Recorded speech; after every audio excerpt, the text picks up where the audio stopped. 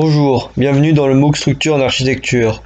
Aujourd'hui, nous allons vous présenter le viaduc de Millau, qui a été conceptualisé par Norman Foster, un architecte, et Michel Vierlogue. Le viaduc de Millau est un pont urbain situé dans l'Aveyron. Il a été conceptualisé en 1987 au niveau des plans et la construction a vraiment commencé en octobre 2001 et s'est terminée en 2004. C'est une partie de l'autoroute A75 qui permet de relier Clermont-Ferrand à Béziers. Il passe sur la vallée du Tarn qui est à une profondeur de 343 mètres. La fonction franchir est assurée par le tablier qui constitue le support de liaison entre les deux versants desservis par le pont. En effet, le tablier est constitué de 152 caissons de 4 sur 4 mètres qui forment la colonne vertébrale du tablier.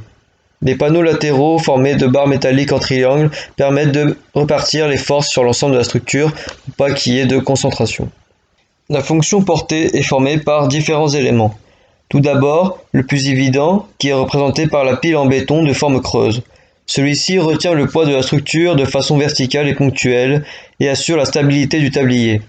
Les bracons métalliques se trouvant dans le tablier permettent de porter le poids du tablier en surface ainsi que le poids de la circulation.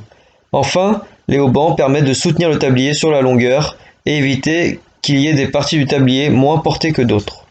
La fonction fondée est mise en place grâce à la création de puits marocains allant jusqu'à 18 mètres de profondeur dans une roche très solide.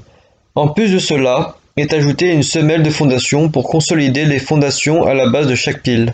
Enfin, la fonction contreventée est assurée par les haubans, composés de cire de tauron galvanisé, qui relie les pylônes au tablier sous forme de diagonale triangulaire.